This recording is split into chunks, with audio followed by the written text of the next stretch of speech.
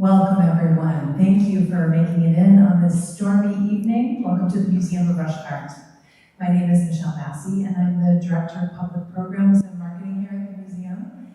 On behalf of all of our staff, I'm so excited that you're here to see Dr. Anna Barker, who has been a regular presenter here at the museum and spoken on a wide variety of topics that we're very excited about tonight.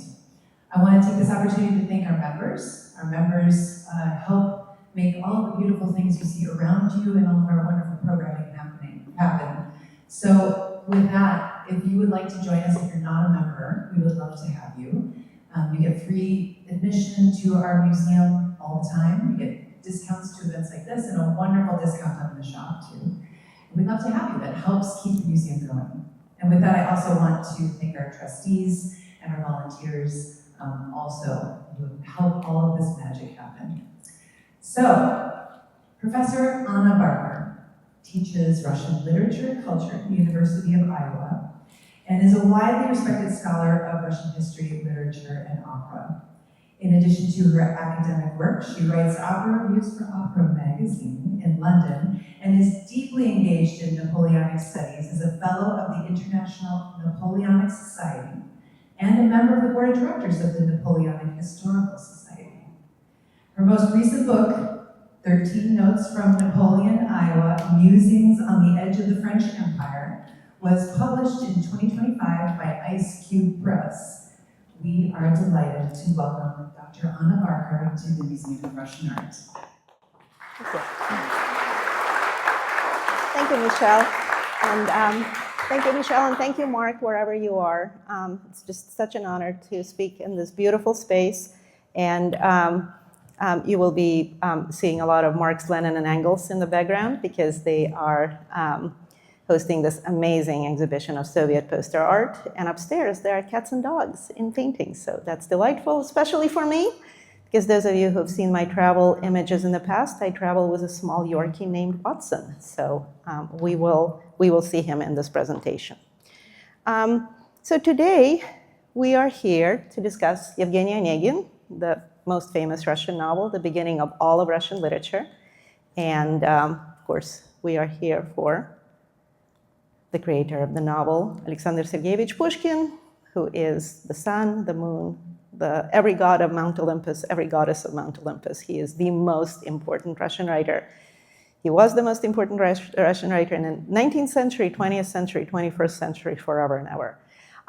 So I will discuss his life, how we get to this incredible novel, Eugene Onegin, a novel in verse, for which he actually creates the Onegin stanza. So he's not just a poet, he is everything in Russian literature. Eugene Onegin happens to be the first Russian novel. He also writes the first Russian collection of short stories, Tales of Belkin, or Belkin Tales. He writes the most important drama in the Russian language, such works as Mozart and Salieri, the foundation of the film, Amadeus, and also Boris Godunov, another famous opera, is based on his drama Boris Godunov. He is the creator of Russian literary language, and I will address to what extent this creation of the literary language is a huge part of the narrative of Eugene Onegin. Pushkin comes from a gloried family.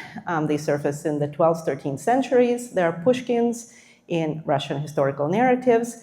Fascinating thing is when he is writing Boris Godunov, the drama of the times of Smutные времена, the times of troubles, the transition from the Rurik dynasty to Boris Godunov and eventually to the Romanovs. There are Pushkins in his play, so he's writing not just a narrative of the history of Russia, but he's writing a narrative to what extent his family, the Pushkin family, was a part of the creation of the Russian state. So the first portrait that you saw, this one is by Kipriansky, and this one is by Tropinin, those fabulous Russian painters of the 19th century. And he's Alexander Sergeyevich Pushkin, so this is his father, Sergei Pushkin, introduced him to French culture, French language. Pushkin's French was so spectacular that he's 12 during the Napoleonic invasion of Russia, and his nickname in the Lyceum, and I will show you the dormitory that he occupied in Lyceum or Lycée, Tsarsko-Selsky Lycée, where he studied. So he's 12. Napoleonic army is ravaging Russia. And his nickname in this Lyceum is Francouz, the Frenchie, because his French was better than his Russian. And it was the language of culture and society. The mother is more fascinating than the father. The mother is Nadezhda Osipovna Gannibal, and she introduced Pushkin, of course, to literature, fairy tales, amazing literary connections. But what is so fascinating about her is her grandfather, who was born in Cameroon, in Africa.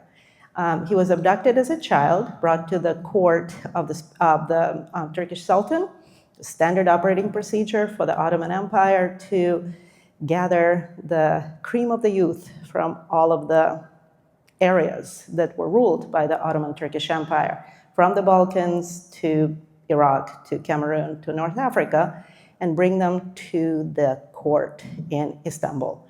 And so the ambassador of Peter the Great met this child in the court of the Turkish Sultan, purchased him, and granted him to Peter the Great.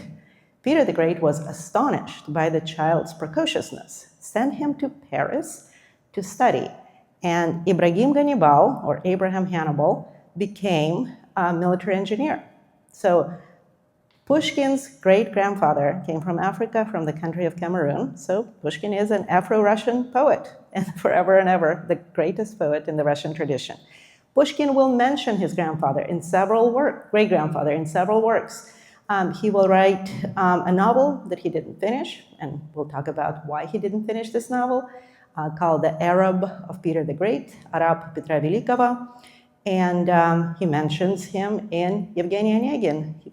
He talks about my Africa. So Pushkin was tremendously proud of his African heritage.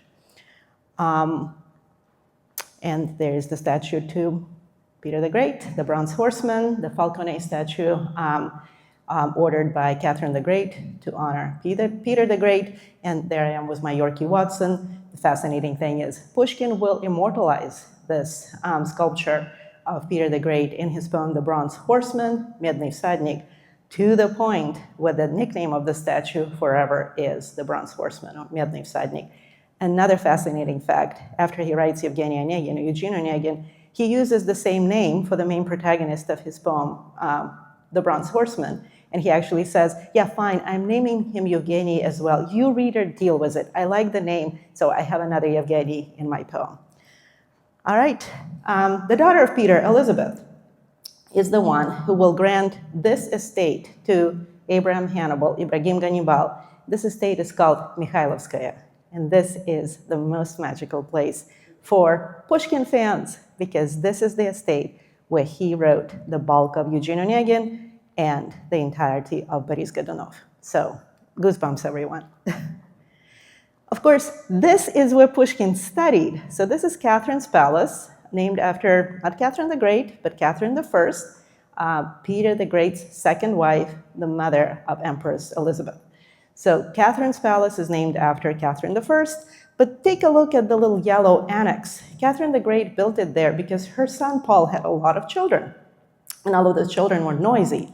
And when we get older, noisy children is not what we want to tolerate on a daily basis.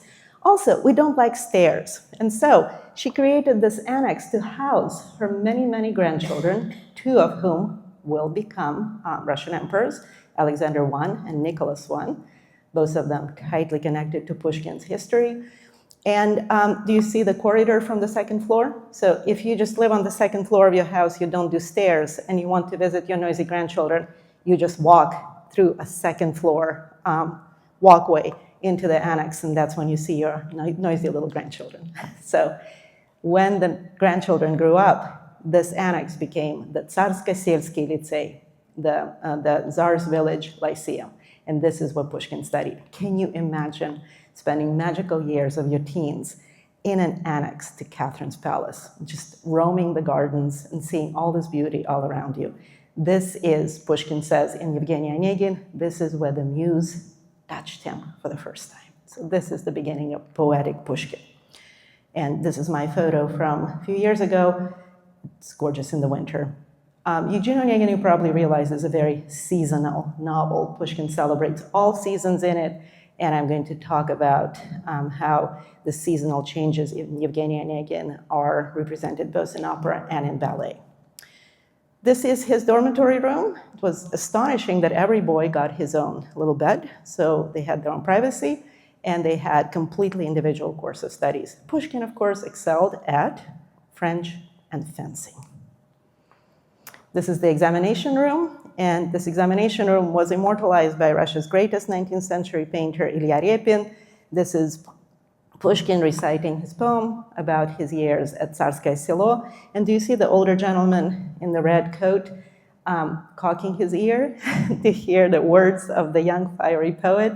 That is Derzhavin. So this is the passage of the rite of passage from 18th century Russian poetry and the court poet Derzhavin to the new voice of Russian literature, the rebel literature, the romantic literature, the fiery literature, the literature of Pushkin. And you see how he's reciting with his arm out like this. Chances are, when you see a painting or statue of a writer reciting poetry, it's always Pushkin. So this is his statue in front of the Russian Museum in St. Petersburg. And this is, of course, the Ayvazovsky painting of Pushkin reciting verses to the Black Sea. So I actually have students who have visited the Black Sea and have sent photographs to me of them reciting Pushkin's poetry to the Black Sea. I make an impact. So he married the most beautiful woman ever in Russia. Her name is Natalia Goncharova. And sadly, her beauty is tied to his untimely death. And we'll talk about it a little bit as we get closer into the depth of the plot of Eugene Onegin. And this is Mikhailovskaya. So this is dawn at Mikhailovskaya. And of course, dawn in June is, what, 2 a.m., 3 a.m.? There's no darkness so far north that it's actually St. Petersburg is even further north, but Mikhailovskaya is in the Pskov region, slightly to the west of St. Petersburg. And I visited this place. This is my photo. And a driver picked me up at the airport and drove me straight to Mikhailovskaya. And I kept asking him to stop because I was telling him, no, you don't understand. I'm seeing this dawn, this rosy-fingered dawn, as she's called in Homeric epics. And I understand Pushkin's poetry. So I asked him to stop 10 times, and I took 100 photos of just this beautiful dawn. Remember this image when we finally get to the discussion of the Joffrey Ballet production of Eugene Onegin. It's a magical place. So I just roamed here reciting Pushkin's poetry in my mind, because all Russian children grow up knowing Russian poetry, and especially Pushkin's poetry by heart. And it's absolutely stunning. You understand how the narrative of Eugene Onegin unfolds by just visiting the fields and the forests and the rivers of this incredibly gorgeously preserved estate. And you also have the peasant homes, because there's so much folklore in Eugene Onegin. There are peasant dances, there are peasant songs. Tchaikovsky, of course, incorporates all of this peasant activity into the score of the opera. And I love this photo. I always have to show it to my students, because in Russia, peasants sleep on the stove, and students always tell me, that's not safe. And I always have to show them an image of a Russian stove, because it's the coziest place to sleep in a peasant hut. And that's Watson. So I was so amused. My daughter and I arrived to Minneapolis last night. As we were checking into our hotel with Watson, who is at the hotel now, another Yorkie was coming out. His name was, of course, Thor. And so Watson and Thor had a lot of fun. We met a Yorkie at the Pushkin estate at Mikhailovskaya. And so I asked the owners of the dog, I said, what is it? Like, Yorkie owners half off today? So he's my travel companion. He's the one who is not very well groomed. The Russian Yorkie was impeccable. No, mine is the little furry monster. And then, of course, do you see those people on the bank of the river? So Russians know Eugene Onegin so well that when they visit Mikhailovskaya, they come with swim trunks under their clothes, and they reenact the swim of Eugene Onegin, because he says, he's bored, neighbors, doesn't want to see the neighbors, wakes up early in the morning, gets out of the house, walks down the hill, and takes a plunge in the river. So after the tour, there were Russians who knew the novel well enough to walk down the hill and take a plunge in the river. I was so impressed. This is like dedication. And then, of course, beautiful landscape garden. You can just imagine Anna and Tatyana. Anna Karenina is coming. Because Anna Karenina, the novel, is impossible without Eugene Onegin, the novel. Anna as a heroine is impossible without Tatyana. And so you can just imagine Tatyana and Onegin having their explanation on a bridge like this. This is the room that actually belonged to Nyanya, to Arina Rodionovna. We know Pushkin's nanny's name because he wrote so much about her. So in Eugene Onegin, Tatyana confines her love not to her mother, but to her nanny. And of course, Pushkin wrote beautiful verses to his nanny about having vodka drinking with her. And she's the one who introduces him to Russian fairy tales. So all of those amazing Russian fairy tales like Tsar Sultan that we love so much, an homage to his nanny. To the point where the hotel at the Mikhailovskaya estate is called Arina R, Arina R, because her name was Arina Rodionovna. So an homage to the nanny. And you walk through beautifully restored rooms that represent the time period of Pushkin living there. And you keep walking through, you see his walking cane, and then all of a sudden you are in the room where it happened. This is the room where Pushkin wrote the bulk of Eugene Onegin and all of Boris Godunov. And it's a painting showing him reading to a friend, I believe that's Vyazemsky, and the nanny sitting in the background doing handiwork while Pushkin is reading. Oh, do you see the hand? the constant recitation. And guess what? So you probably heard that I have something to do with Napoleon. To the point where the epigraph to my book, and you're free to purchase it after this conversation, have a bunch of copies, but the epigraph to my book about Napoleon, Iowa comes from Pushkin's Eugene Onegin. And the quote is, "Мы все глядим в Наполеоны." We all take on Napoleon's features. And that is a quote from Eugene Onegin because Eugene Onegin was written under the portrait of Byron, and Pushkin mentions it in the novel, and the statue of Napoleon on the mantelpiece. So why Byron, why Napoleon? We'll know all about it at the end of my lecture. So this is a drawing of Pushkin with Eugene Onegin. And this drawing is at the museum. He considered Evgeny to be his buddy. They went partying together. They do the St. Petersburg party scene together. But then they're drawn apart because circumstances of their lives change, and they never reconnected. But that's how Pushkin knows his character. His character is an intimate friend. And that intimacy, that personal nature of the narrative is very much, though, a part of both the novel, but also the most famous adaptations, the Tchaikovsky opera and the Joffrey Ballet production that I will speak about later today. Well, we need to know what's wrong with Eugene Onegin. So those of us who read the novel, he's young, he's healthy, he's wealthy. We find out that he inherits all of his relatives' wealth. He has a country estate, he has a place in St. Petersburg, he's well-loved, he's well-educated, but he's bored, and he's very unhappy. And his unhappiness is the core of this novel.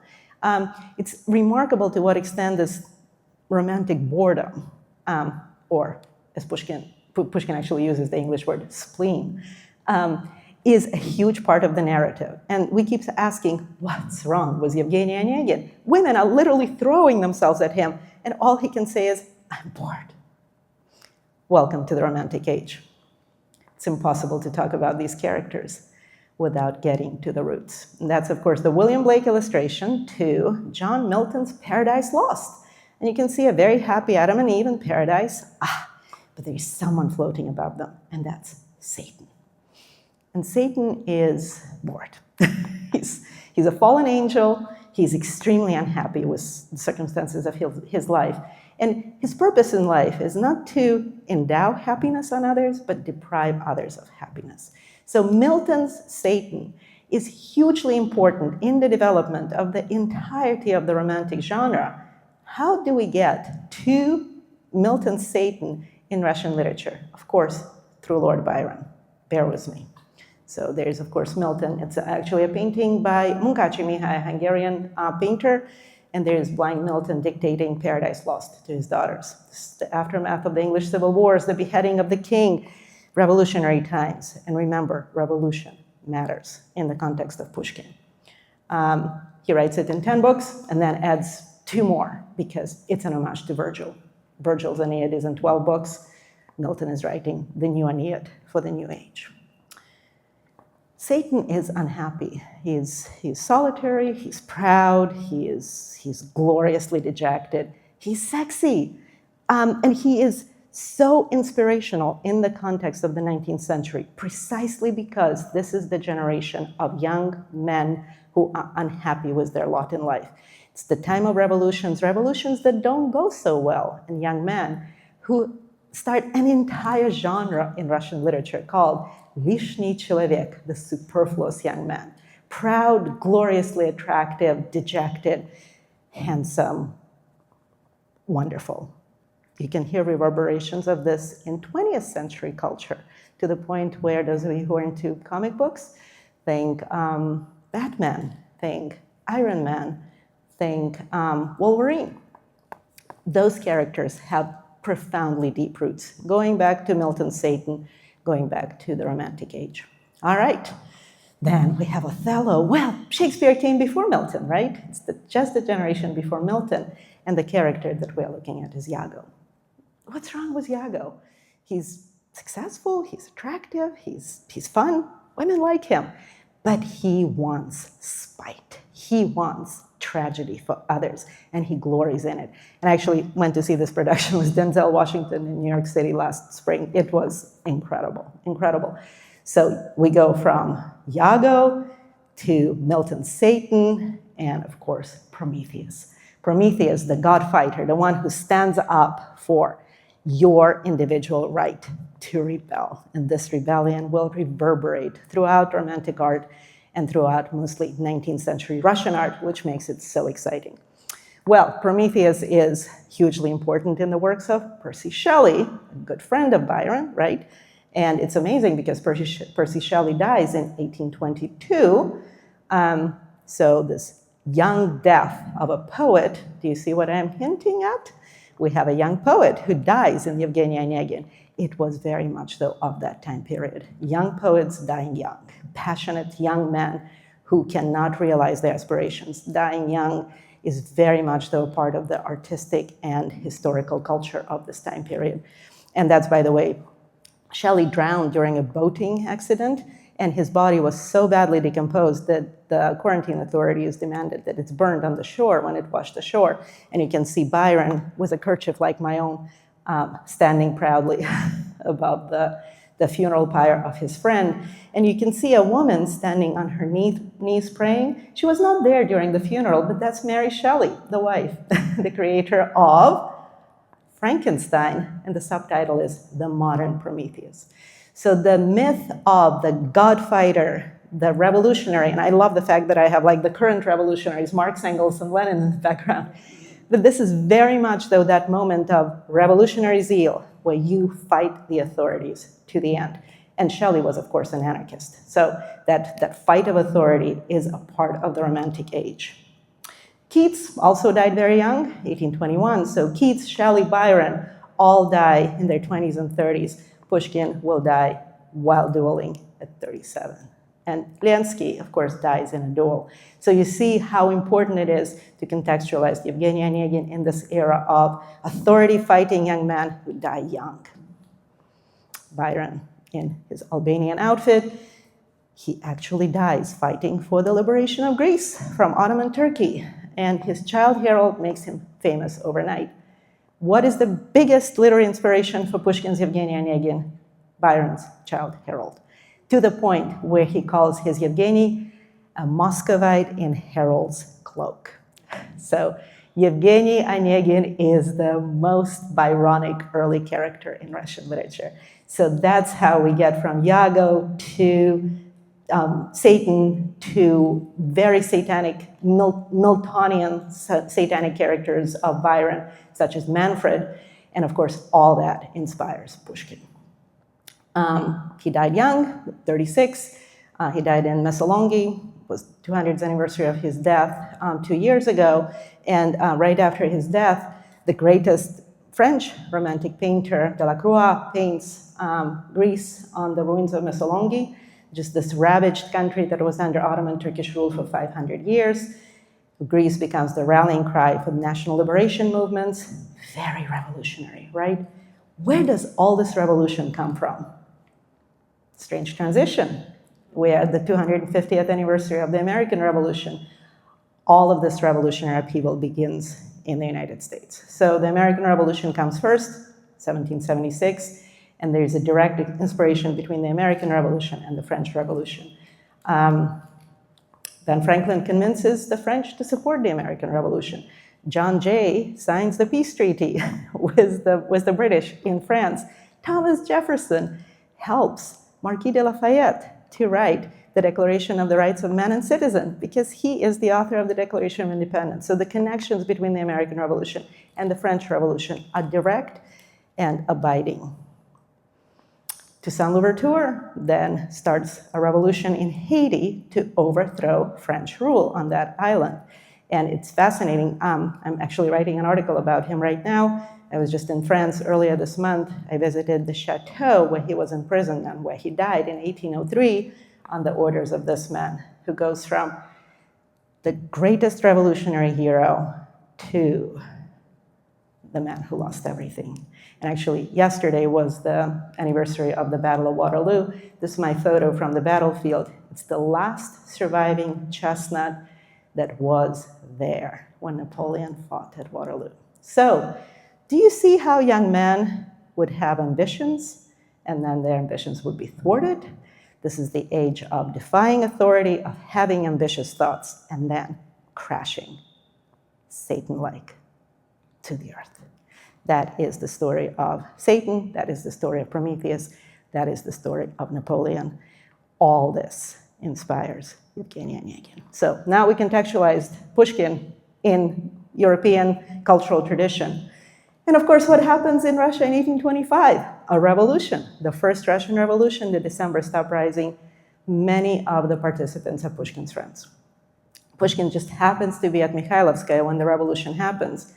He's ordered by Nicholas I to get to St. Petersburg post-haste, and he asks him, if you would have been in St. Petersburg, where would you be? On Senate Square, says Pushkin. Nicholas I understands that Pushkin is a genius, so he's not going to send him to Siberia to do hard labor for the rest of his life.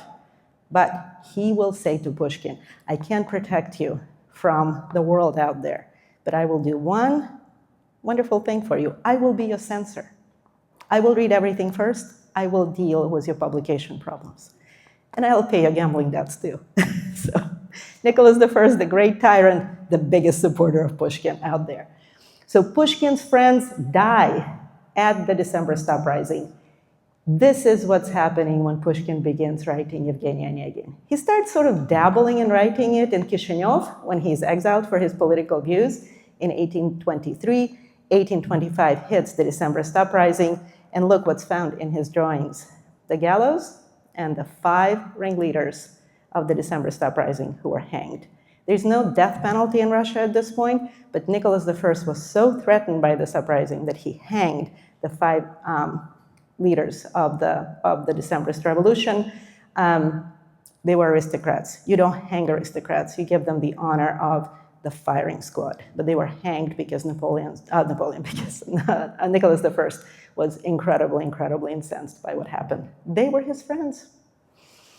The rest of them were actually sent to Siberia, and Pushkin will write the very, very incendiary poem, «Во глубине сибирских руд храните гордое терпение». So he will address the Decembrists who were exiled to Siberia in this very revolutionary poem. And Rachmaninoff's Aleka, based on Pushkin's The Gypsies. «Цыгане шумной толпой по Бессарабии кочуют». Every Russian child knows the first line of that poem. So wonderful, wonderful, wonderful.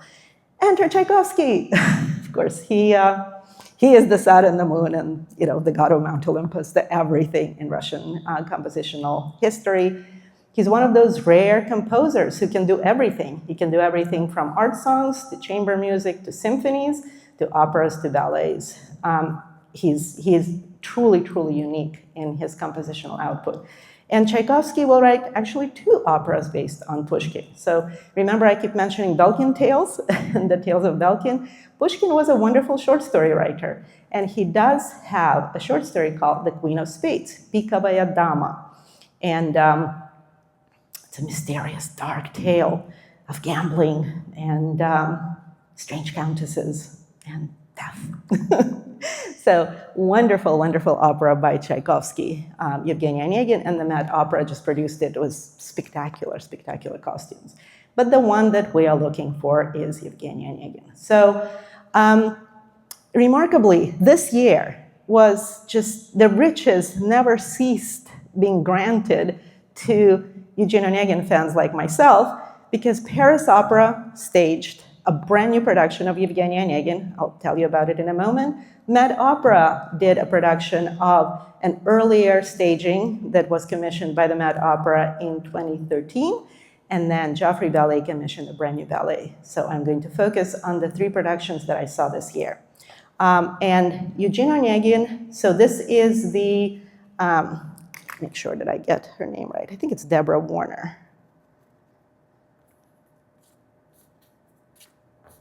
Somewhere there in my notes. Don't want to misquote. Yes, Deborah Warner. She's a Tony Award winner from 2003. And this is the production that the Met Opera staged in 2013. And so they did a restaging of this production. So this is the peasants coming to celebrate the harvest. And it's a beautiful part of the opera. This is the ball celebrating Tatyana's name day. That's a great trivia question. What is celebrated at the first ball in Eugene Onegin? And it's not Tatyana's birthday, it's Tatyana's name day. That's why when we get to War and Peace and we meet Natasha for the first time, we're not celebrating Natasha's birthday, we're celebrating Natasha's name day. And of course, she has the same name as her mother, Natalia. So they're celebrating the 2 Natalias in War and Peace.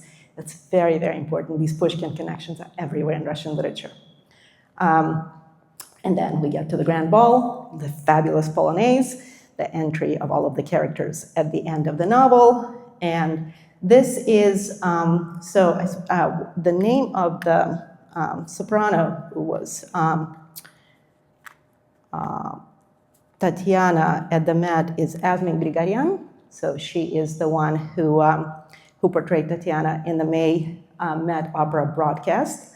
And in 2013, it was Anna Netrebko. So you know how if you know teenagers or kids in their 20s and they argue like who is the best Spider-Man, who is the best Batman? Well, for me, it's who's the best Tatyana.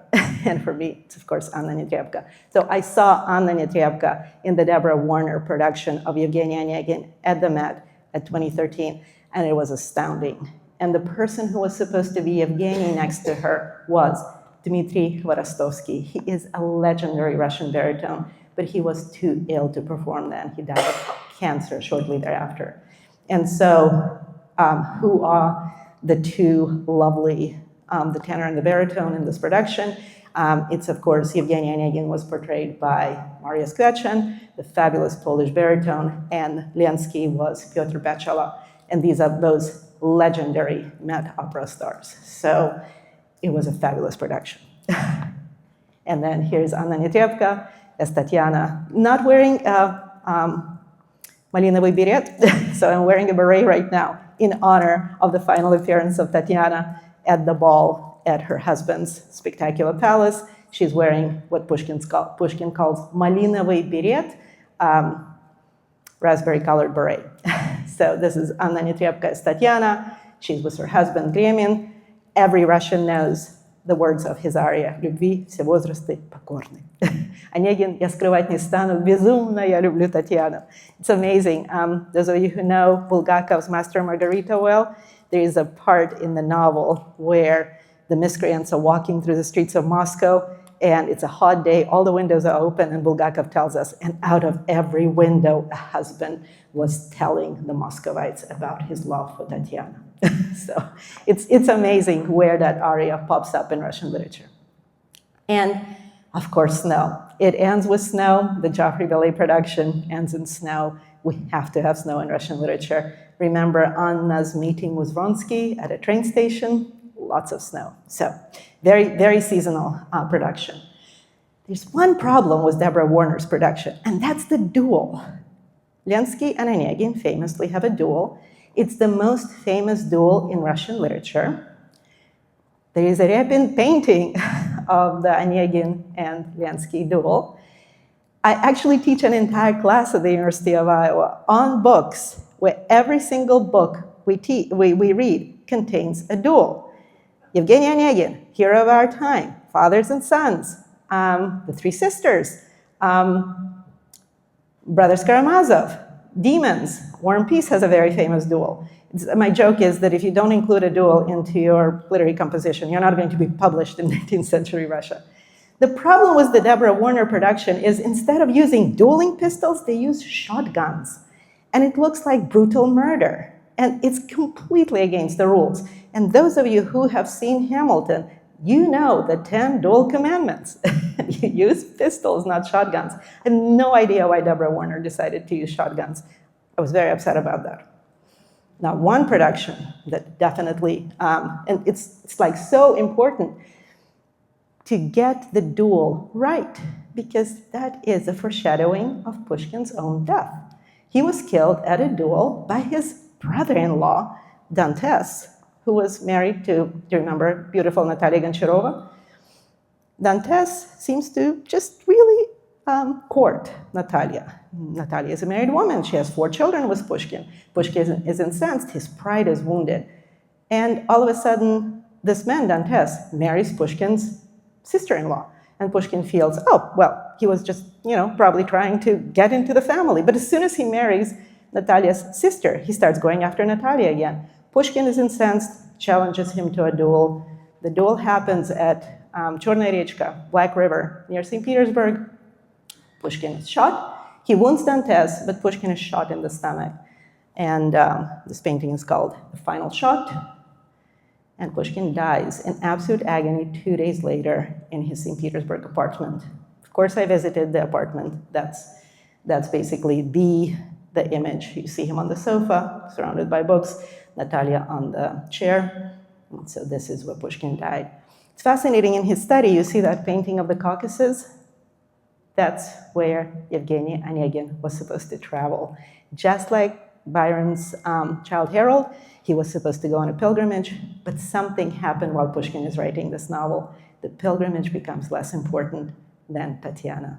Pushkin bumps into the heroine who will divert the plot of the novel to the point where some critics feel that the novel's title should not have been Evgeny Onegin. It should have been Tatyana Larina. So, no travels. Sometimes really, really good editions of Evgeny Onegin will have an appendix with notes or verses that Pushkin wrote for the supposed journey of Evgeny Onegin. But he never finished it because he died dueling at 37.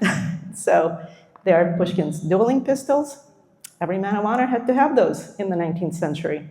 Hamilton died while dueling. I mean, we have like the Vice President of the United States killing the former Treasury Secretary in a duel. I visited that location too. It's in Weehawken, New Jersey.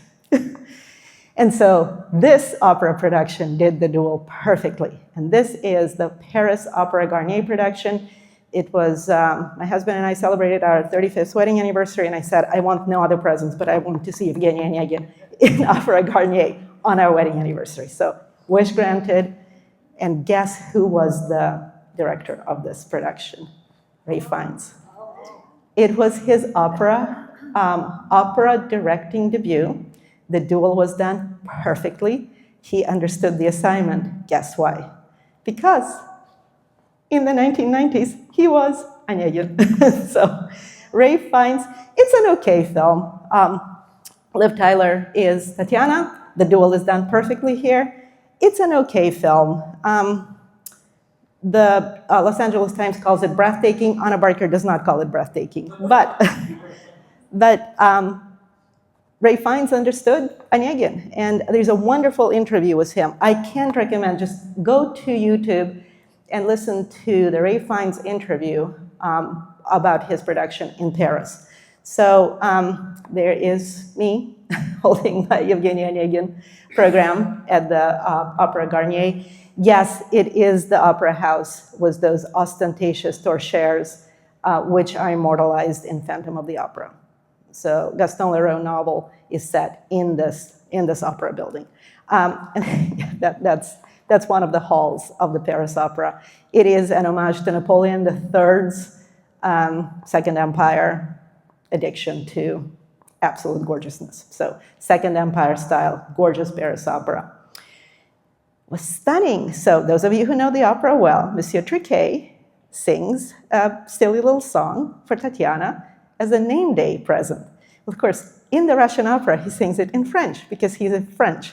Can you imagine how cute it was to be at the Paris Opera listening to the spectacular opera in Russian, but then Monsieur Triquet sings his silly song to Tatyana in French. It was adorable.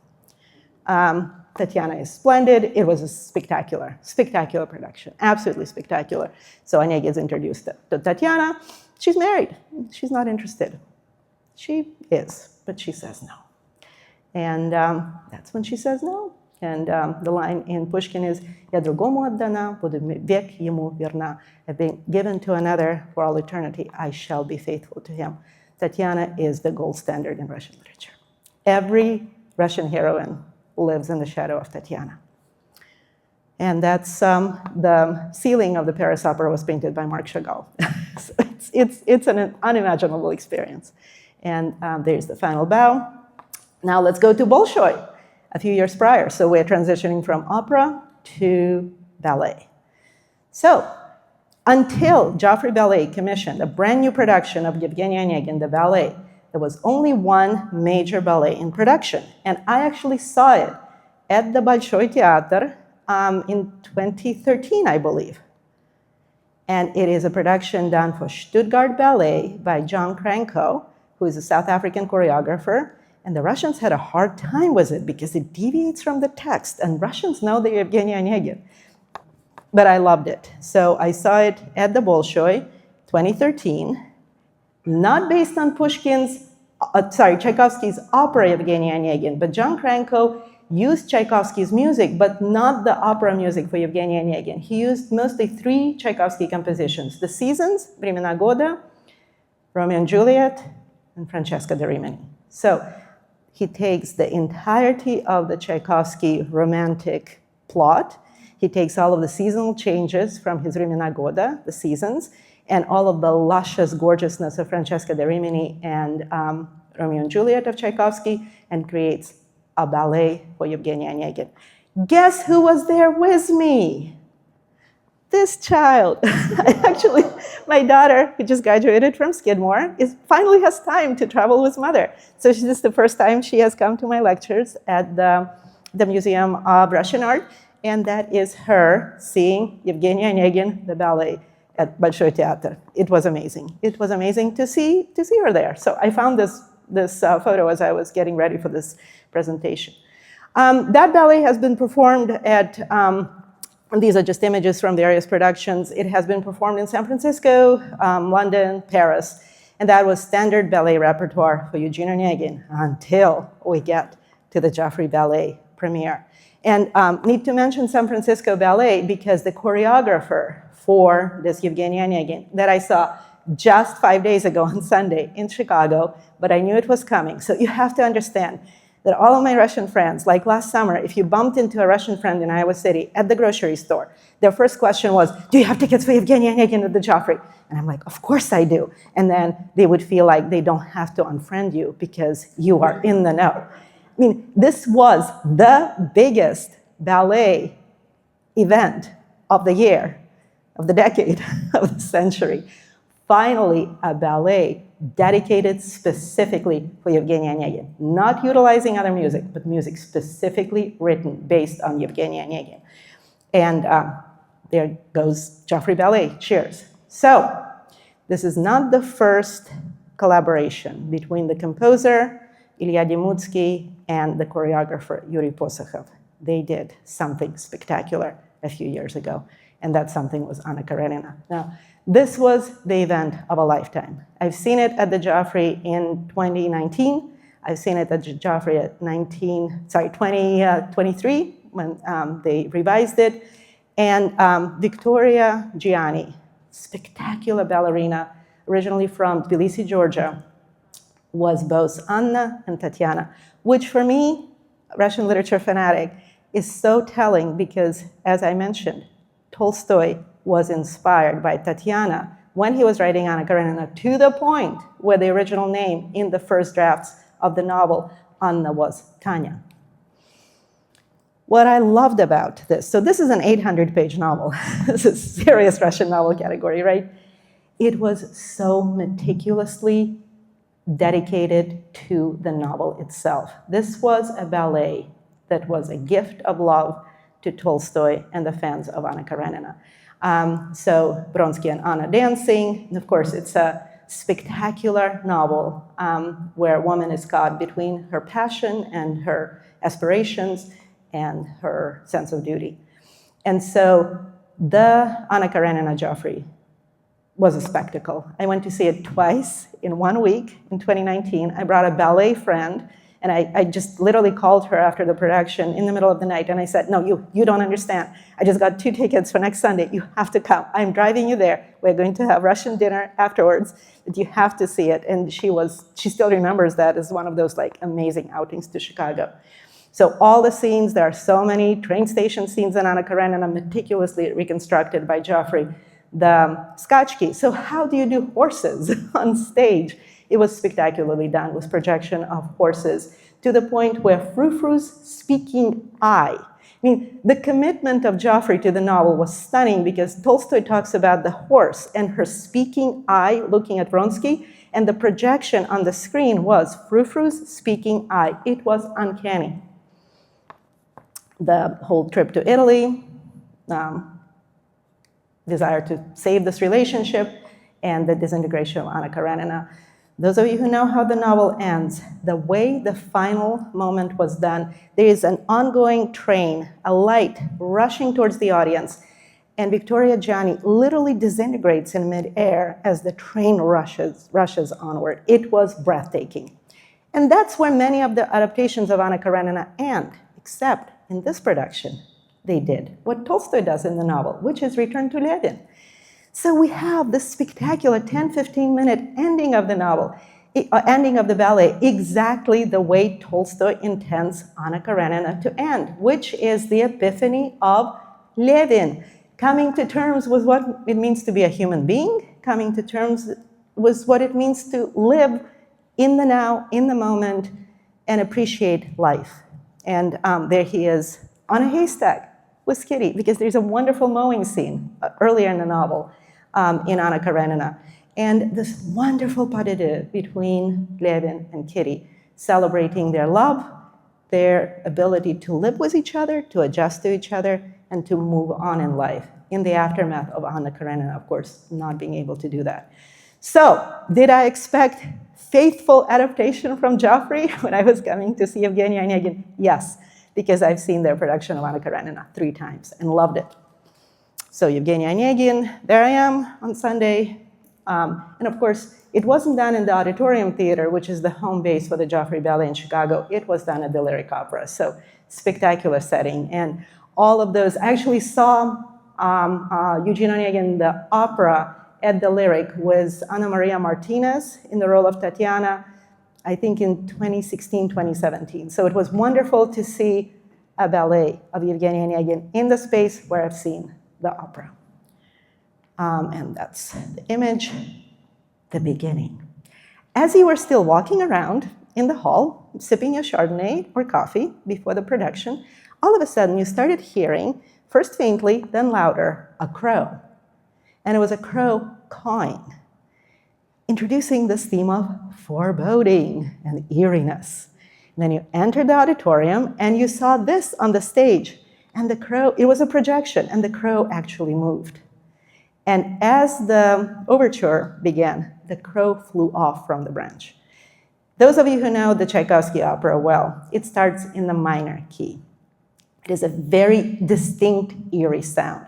So for someone who loves the opera as much as I do, the crow, already heard in the halls, then seen on the screen, and then flying off just as the ballet beginning, was a wonderful connection to Tchaikovsky because the foreboding, the eeriness is there in the very first bar of the Tchaikovsky opera.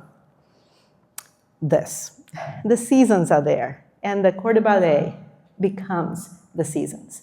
So we start with spring and these wonderful green and pink costumes. Do you remember I showed you the dawn at Mikhailovskaya? Take a look. I was just, the correct literary term is gobsmacked. Because I remembered this dawn at Mikhailovskaya. And look at these costumes. They're basically this beautiful dawn, light pink petals, light green early spring. Is that a motorcycle or a tornado siren? Motorcycle, okay. I'm almost done. So take a look at the costumes that we meet as soon as so first we see the wonderful petals dancing at the beginning of the ballet. As soon as we see Olga, she's wearing light green. And we see Tatyana, she's wearing light pink. So the connection between the natural world and the emotions of young spring, young love, young aspirations, young hope is juxtaposed to these young ladies who are young, in love, at the beginning of their lives without any concepts of the tragedy that looms ahead. So we're introduced to the tragedy that looms ahead through the crow, and then we're allowed to pause and enjoy the seasonal beauty of the ballet. And of course, it's an homage to constant shifts in natural beauty descriptions in the novel. Victoria Gianni is a legend. When Yuri Possokhov, the choreographer, came to the stage to bow, she literally descended into this graceful collapse in front of him. She is his muse. And their collaboration goes way back, even before Anna Karenina, because they did Rachmaninoff's The Bells together. So he was a ballet opera star. She saw him dance in Tbilisi when she was a young dance student. And so then she got a scholarship to work with the Joffrey Ballet in New York City, and then she became the prima ballerina of the Joffrey Ballet in Chicago. He then went to the San Francisco Ballet, and so this collaboration then started and gifted us 3 phenomenal ballets based on Rachmaninoff's The Bells, Anna Karenina, and now Eugene Onegin. The dream sequence. Tatyana has a very strange dream in the novel. She dreams. They do prophecies. It's there in War and Peace, of course. Tolstoy has Natasha, Nikolai, and Sonia do just these prophetic things. Winter, January, February, it's the time of carnival season, and you do these strange things. You pour liquid metal into water, and then you see what the shape takes. You bring in a rooster, and you try to do prophecies that way. You stand in front of the mirror with a candle, and you see what shape appears. And of course, this comes from Pushkin's Eugene Onegin. Tatyana and Olga and their friends are doing this.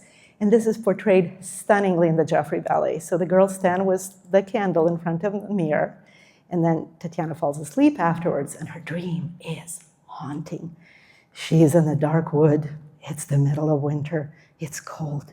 She's walking. She's cold. She hears steps behind her. She looks back, and of course, it's a bear. And the bear chases her through the forest, and she feels that she lost her boots in the snow, and the bear is catching up with her, and she's breathless. And then the bear grabs her and rushes through the forest to a hut in the woods. And he enters, and she thinks, oh, people, thank goodness. But they're not people. They're chimeras. They are monsters. And Pushkin's description of these monsters is terrifying. And they want to claw into her, and they want to grab her and bite her. And then she sees that the ataman, the chief of this gang of chimeras, is Eugene Onegin. And he says to everyone, Mayor, mine. And he approaches and he corners her at a bench in the corner. And all of a sudden, Lensky and Olga come. And Lensky tries to defend Tatyana's honor in her dream, at which point Onegin stabs him. And Tatyana wakes up. That entire dream sequence is in the Joffrey Ballet production, and it is spectacular. The costumes are out of this world. Scary-looking bunnies, scary-looking goats. Onegin himself dances in a bear mask. So it is just so, so stunning to see such dedication to the plot of the narrative. This is Pushkin at his best. Of course his nanny is here. Of course the Russian fairy tales are here. Of course the whole tradition of going back into Russian folklore and exploring Russian folklore in literature, just as he does in his fairy tales. But the sequence in the novel is often not taught, forgotten, not represented. In Joffrey Ballet, it's center stage. So thank you, this was amazing. They do use pistols, and the photos that I'm showing, some of them are from the dress rehearsal, and some of them are from San Francisco, because the Joffrey Ballet premiere of Eugene Onegin was done in collaboration with the San Francisco Ballet. So the ballet premiered in San Francisco earlier this year and was at the Joffrey in June. The duel, the Raven, is there. As soon as the shot is fired, it's shocking because Lensky falls right away. So there's the shot, the fall, and the audience gasps because it is so unexpected. Those audience members who do not know the novel don't know what to think.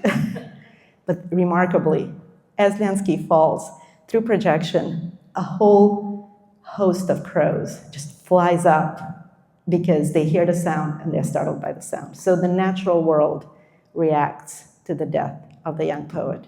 And of course, we have the death of a young poet at an age where young poets were dying young. Keats, Shelley, Byron, and later on Pushkin.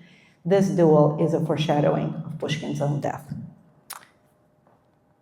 The ball at the end, Victoria Gianni is in her element. She is resplendent. There's so much red.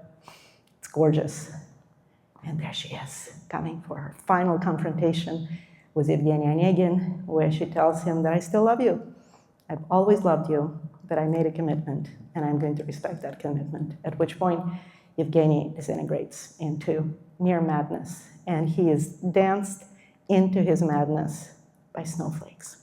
And so the beautiful corps de ballet, who were the petals at the beginning of the opera, become these stinging, cold, chilly snowflakes. And in between, and I couldn't find a good image of that when the passions are at their peak in the ballet, the core costumes are fiery red for autumn. So fantastic. And you can see the snowflakes in the background. This is my photo.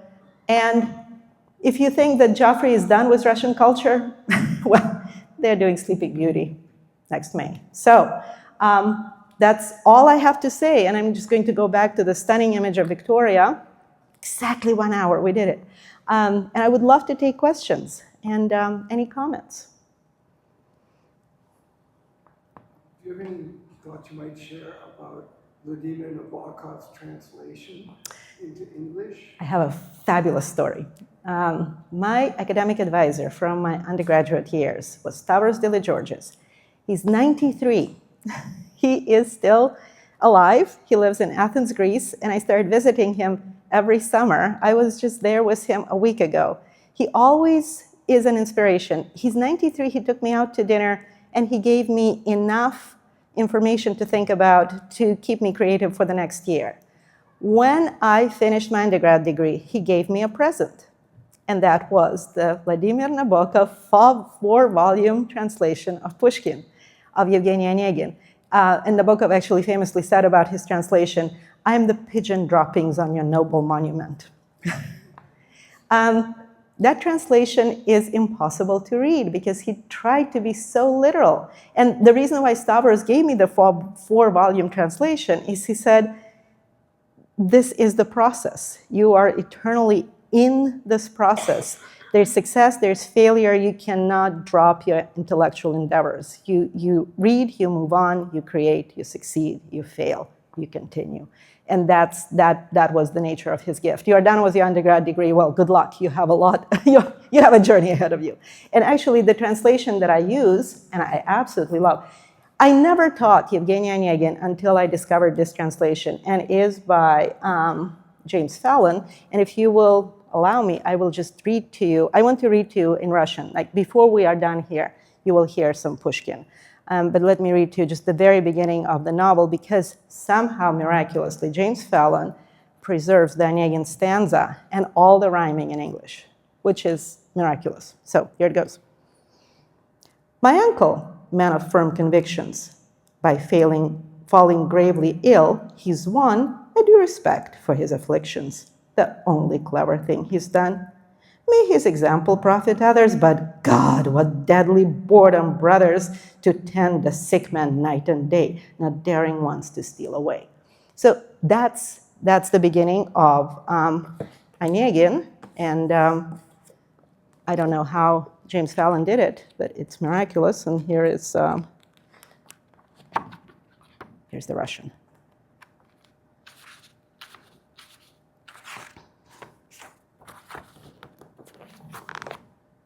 Мой дядя, самых честных правил, когда не в шутку занемог, он уважать себя заставил и лучше выдумать не мог.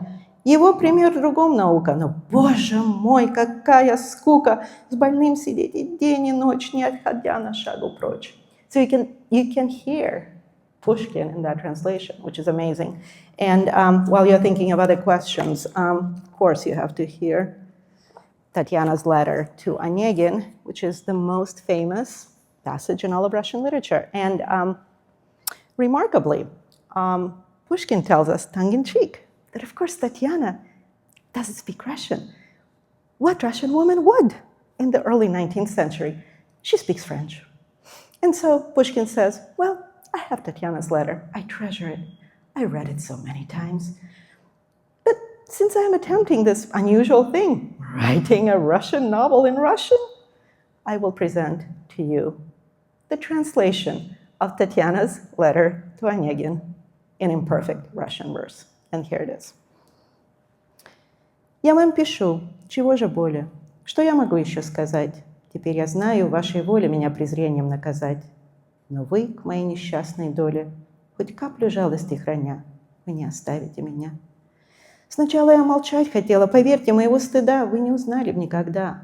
Когда б надежду я имела, хоть редко, хоть неделю раз, в деревне нашей видеть вас, чтоб только слышать ваши речи, вам слово молвить, и потом все думать, думать об одном, и день и ночь до новой встречи.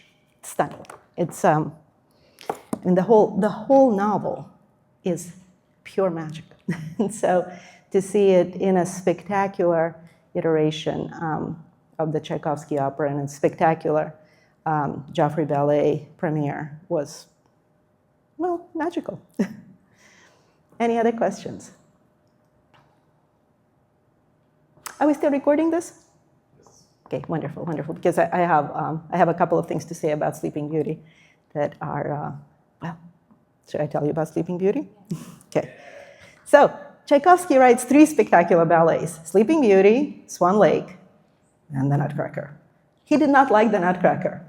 He did not like it at all. And it's amazing because the Joffrey Ballet Nutcracker is sort of like the gold standard of North American Nutcracker. And they just did a completely new version of the Nutcracker where Victoria Gianni plays the Golden Lady. And so she is a huge part of the Nutcracker as well. But let me show you this. So Sleeping Beauty is Tchaikovsky's homage to French culture. And so if you are hearing Sleeping Beauty right now in your head, what you are hearing is the Bourbon hymn to the first Bourbon king, Henry IV, because Tchaikovsky writes an homage to French culture.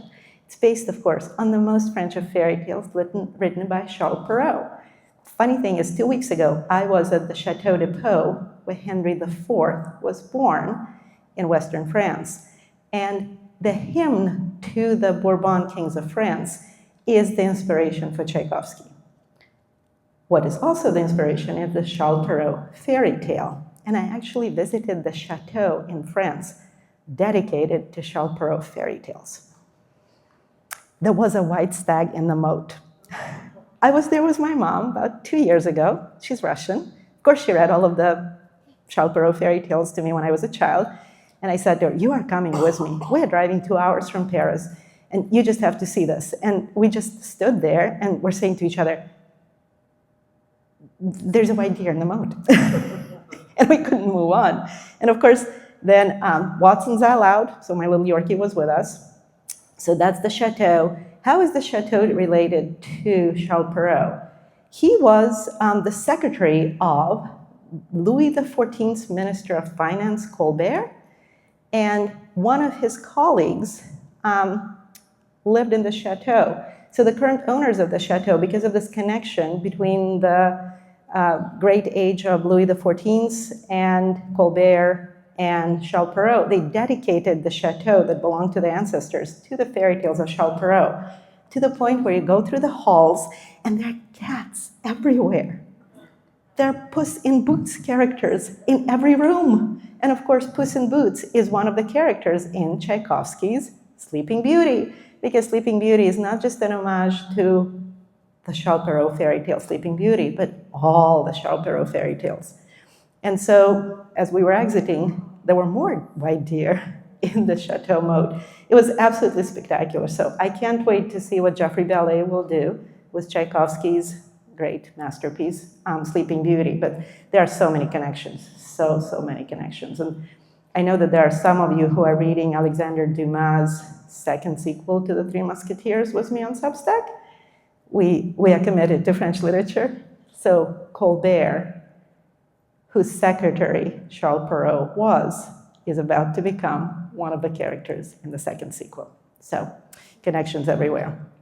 And I'll just go back to this. So more Russian culture with the Joffrey next spring. I will be there. I will definitely be there. Any questions about Onegin, Pushkin, the age of Pushkin? Mm-hmm.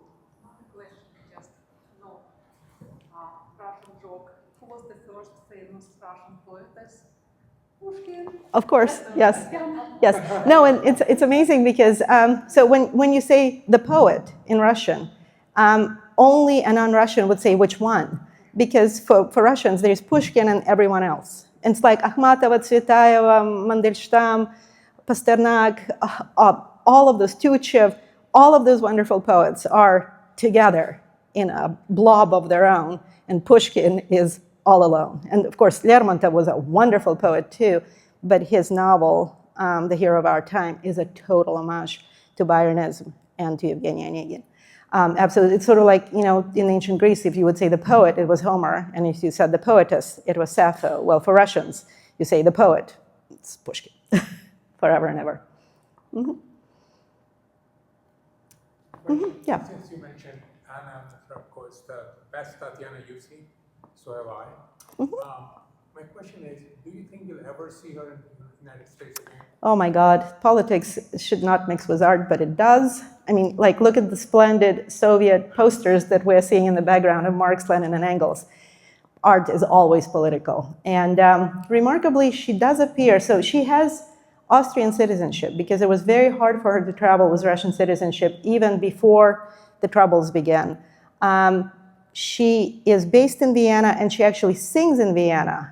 When I was seeing Eugene Onegin at Opéra Garnier, she was actually performing in Paris at Opéra Bastille, but I couldn't get tickets. It was just sort of like last moment decision. We were in Paris for an extra day, and I thought, oh, Anna Netrebko is at Opéra Bastille. Let me get tickets. But of course, he couldn't get any tickets.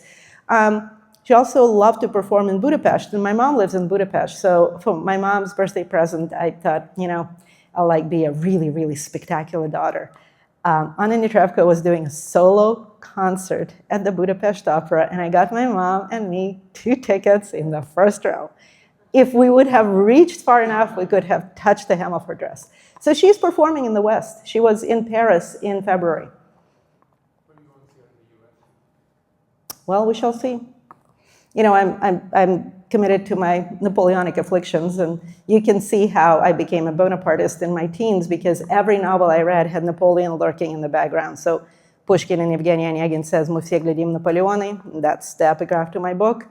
we all take on Napoleon's features, but Napoleon is in Stendhal's The Red and the Black, and in Alexandre Dumas' The Count of Monte Cristo, and hugely in Les Miserables of Victor Hugo. And so I visit Napoleonic battlefields because I want to understand this period so much. So that photo of the Baron Chestnut from the battlefield of Waterloo, I was there a year ago. And so I told my friends, they asked me, so Anna, why do you go to battlefields? I understand history so much better, but then I finally said to them, I think this is my plan in life. I think everybody should stop making new battlefields until Anna visits all the old ones. So that would be like the Anna Barker plan for humanity. Just stop making new battlefields. That's the ceasefire. Everyone, just behave yourselves until I visit all the old battlefields. So if my wish would be granted, that would be it. What else? Yes? Thank you so much. That was spectacular. Thank you. Is it possible to enroll in your class remotely? Mm-hmm. So what I do is I tell people I'm downloading my brain, one post at a time. And I've been doing it since 2020 because COVID you can tell I love to talk. There's a wonderful Russian expression about people like me. Хлебом не корми, дай поговорить. Those of you who speak Russian know what it means. Don't feed me bread, just let me talk. So 2020 COVID, can you imagine Anna Barker not being able to hyperventilate about literature and culture? So I was on the board of UNESCO City of Literature, Iowa City, and I texted John Kenyon on April 1st, and I said, John. He actually saved my text. I have a brilliant idea. Let's do this. Let's just do this. We have to do it. Call me. He said, Anna, what's going on? And I said, we're doing the Decameron. And he said, we're doing what? And I said, I don't know how. I didn't know about social media. I didn't have a Facebook account. I'm an in-person person. And so I said, no, it's a book about a plague. And there are 10 characters, 7 women and 3 men. They go into the countryside near Florence and they tell each other 100 tales. That's the Decameron, in the middle of a plague. And they survived, so will we. Let's do it. So my kids was setting up my Facebook account and trying to explain to me how social media works on day 1, April 1st, when I was supposed to be commenting on the Decameron. And then when that was over, we did 100 days of the Decameron, 1 tale a day. People were saying, what are we doing next? And I just thought, what have I gotten myself into? So that fall, we did Paradise Lost, because we sort of had the sense that, we were losing things. We were losing people we know. We were losing the things we loved. We couldn't do the things that were meaningful to us. So I commented on all of Paradise Lost, and that was incredible. And then the best friend of a personal friend died, and that really hit me very hard. So at that point, I did the Epic of Gilgamesh. It's only 4,000 years old. It's about a death of a dear friend. It's from Mesopotamia, the city of Uruk. Gilgamesh is an amazing, amazing epic of endurance. And after that, people said, Anna, but you are teaching Russian literature. Like, what's wrong with doing War and Peace? And I'm like, okay, let's do War and Peace. So after that, it was War and Peace, and Brothers Karamazov, and Crime and Punishment. So I'm just basically downloading my brain. At this point, I'm on Substack. My Substack page is called Anna's Thinking Cap. It's a beret. The joke is I put on a beret, and I think.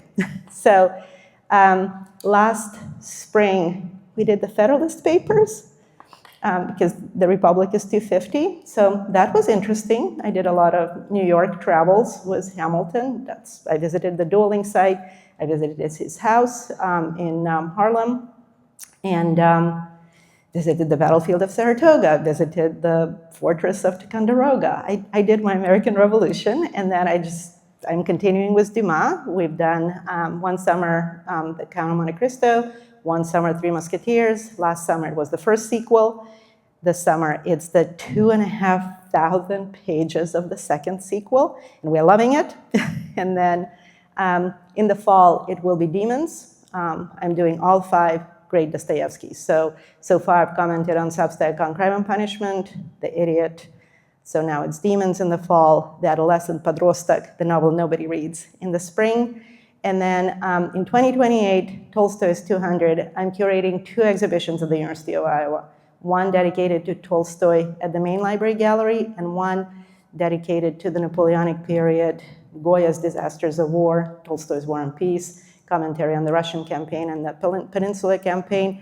In the Stanley Museum of Art, we have the entire set of Goya's Disasters of War. So I'm going to be curating those two while commenting on War and Peace again. And then in next summer, I already told some people, we're doing Goethe's Faust. It was my favorite book when I was 17. I will go to Germany. I'm going to climb Brocken Mountain. I'm going to take my readers to where the witches' Sabbath happens in Goethe's Faust. And we are reading to the end of part 2. So we will read about talking rocks and a visit to Troy and a visit to Sparta, because Faust needs to meet Helen of Troy. So that's me. So that's my plan for the next 3 years. You can follow along on Substack. I used to post every day, but that's a lot of work. So I started posting 3 times a week. The reason why I post 3 times a week is I started writing. So as in like writing more than commentary. So that's my first book. Please feel free to peruse it. I have a lot to say about Napoleon, Europe, Pushkin, Goethe, Dostoevsky, Alexander Dumas. There's a chapter on Goethe there. So sort of like all of my favorite authors from my teens channeled through the Napoleonic period and Napoleonic history. And this year I'm writing about revolutions. So I'm publishing articles every month. This month it's the Haitian Revolution, but I'll get all the way to the Paris Commune. Marx actually wrote an essay on the Paris Commune, so he's a part of my bibliography. And then I would like to publish those essays as a book on revolutions from Oliver Cromwell, the horror of English 17th century, all the way to the Paris Commune, and to what extent that inspired the revolutions of the 20th century. So that's all of me. Read all about it, Substack, Honest Thinking Cap. Anyone can just read along. And then so I do 3 tutorials a year, and then once or twice I do a video recording, and then I post it on YouTube. Anything else? Pushkin. Any questions about Pushkin? I'm surprised. Ask me about Pushkin.